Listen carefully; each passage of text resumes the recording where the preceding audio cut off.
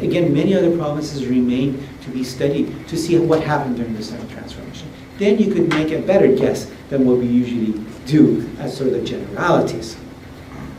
In the 7th century, we also find some very interesting copper coinage, which I call independent or dependent lords. This is, in fact, during the Umayyad period. In the Umayyad period, we really think that, Iran is part of this great Islamic empire. It's done, but in fact, things are not as simple as we see.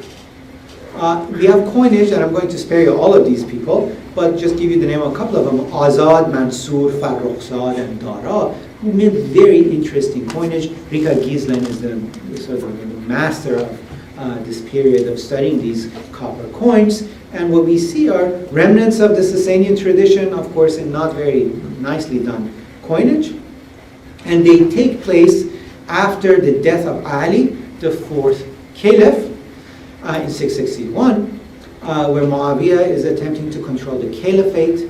So there's general chaos. There's infighting between the Arab ruling elite. And at that time that there's this infighting going on, we find suddenly the emission of these copper coinage. Okay, and that is interesting as to the localities and sort of the, you might call it imperial order rule. That again reminds me something like the Persis coinage, if you know about the Persis coinage and the Parthians and perhaps, but you have people who are perhaps independent or dependent on the ruling elite and are allowed to mint coinage. So here's Hajjaj ibn Yusuf, the governor of Iraq and Iran, late 7th century, 8th century, who has the typical Sasanian coinage. But then we get this type of coinage. The drawing is better because these copper coiners are in such bad shapes. At least you get to see the shape of it. Look, the obverse is the image of a Khosrow type with a winged crown. Pahlavi, there's the name of Farrukhzad, and I think that is Khwara Afsud. Martin, is that correct, Professor Schwartz? On the side, I think that's Khwara Afsud. It still has Qadr Afsud. And there's Farrukhzad, if I'm not mistaken. You get typical Sasanian iconography has a legend of the line. And this is between 693 and 698. Okay.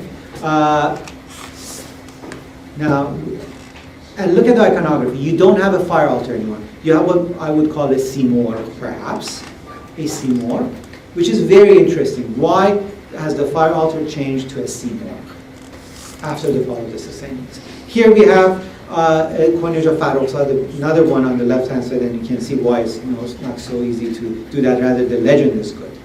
I think what is happening here is that the local Iranian military or elite have come into an agreement with the Umayyads to create an Umayyad Iranian confederacy to sustain this empire of the Umayyads. That is, the Umayyads have agreed to deal with the Iranians. And this is so very different from the traditional, if I can use Shiite historiography of what has happened. Shiite nationalists. That is, your Shiite and nationalists, so you say that the Shiism was good, it was the Arabs who were the bad ones, right? But what here we see is the Umayyads are the ones who are actually cooperating with the Iranians, if my suggestion is correct. So why, perhaps this is a wrong term to use, that the coinage is being de-Zoroastrianized, because Simorgh is of course very important, but Simorgh lives on beyond its Zoroastrian identity in Persian literature and the Iranian tradition. I think perhaps something is changing, and the Simorgh is, you might say it's kosher, it's okay to put on the coinage as a symbol of Iranian identity, except not a fire temple or a fire altar. That is a no-no, okay? I'm just using this famous of Dogs, Birds, and Bats because my professor, Hans-Peter Schmidt, wrote a 120-page article on Simorgh in 1980, which I had to read. Well, no, I didn't have to. I loved reading. With Farrukhzad, just to mention one of these people, as again, minted coins not only independently, but has the name of these governors. Muhallab ibn Abi Sofra, in Tartus, in Ardashir Khore, and with Hajjaj ibn Yusuf in Bishapur. So these governors and Farrukhzad are minting coins together. This is fascinating stuff. And that tells me that they have come into this cooperation. Here's a coinage of Muhallab ibn Abi Sofra. Very much Iranian. very much an Iranian coinage. Looks a bit, crooked coin on the iconography, but in Ardashir Khorebi, Shahpur, and Sak, we find these very interesting coinage of the two, perhaps. This is a Khosrow type coinage, of course, if you know Khosrow II special type coinage. Dara is another one of these fascinating people who has the legend Azad Bishapur, which I suggest that says Bishapur has become free. And has the, again, legend increasing glory.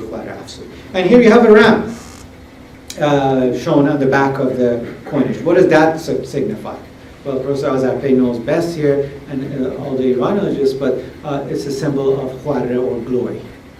And that is one of its manifestations. If you take in Pahlavi, the first text you read is Karname Ardashir Babakon, you know that the ram was chasing the horse of Ardashir, and that showed that, of course, glory was all the way.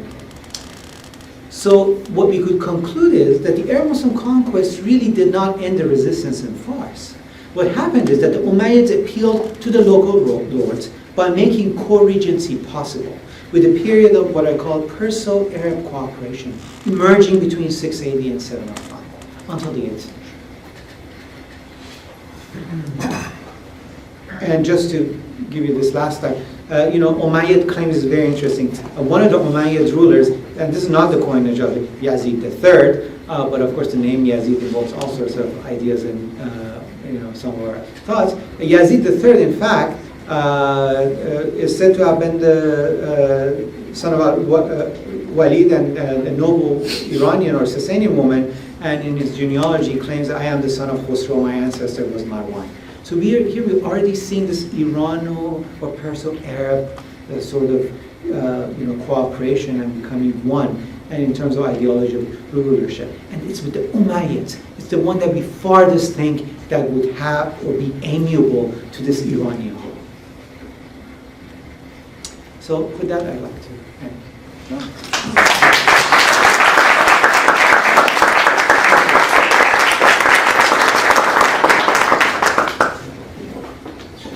I'm open for questions, if there's any. Stefan. I don't know anything about the coins, but I think about the language.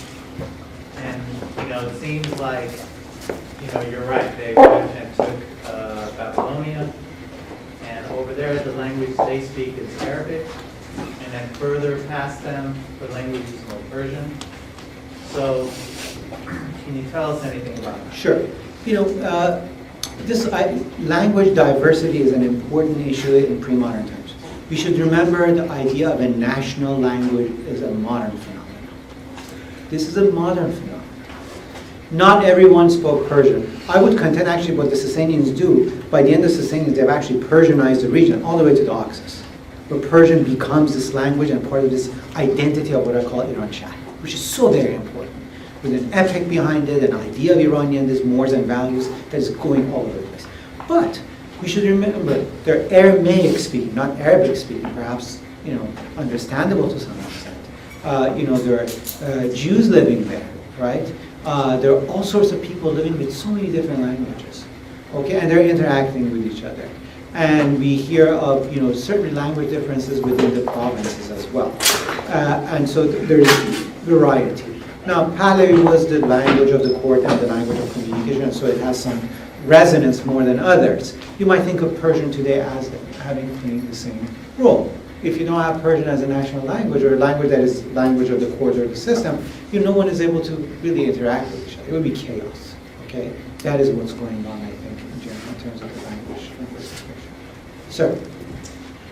So you mentioned that sons of Yazid tried to fight back or rule for 60 years, all the way up to 705. And also the fact that you said Umayyads and Iranians were actually working together. So what prevented the Yazidi sons to take it? Sure. You should remember that these local warlords don't have similar interests as the sons of Yazgir, perhaps. We should remember that is an imperial mentality. The king or the son of the king, the prince, the crown princes want to take the country back.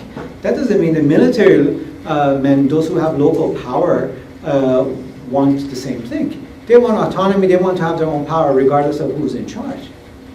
So, you could have different interests and fight at the same time and cooperate. So the fact that there was a dynastic conflict, that could explain the fact that all those as I guess Dr. Touraj was suggesting that maybe the 7 The houses, yeah. houses didn't support the Sasanian. That is Dr. Touraj's contention, which is, I think, quite interesting and I would say tantalizing. I personally don't agree with it, although I think it's a great book. It really opens up so many questions. It's fantastic. And her main thesis is the House of the Arsacids, Parthians, are really responsible for this downfall.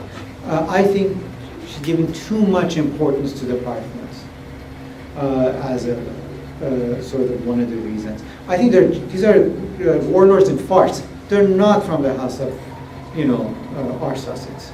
So I think it's locality and interest. It's local interest, sort of group interest. Sir.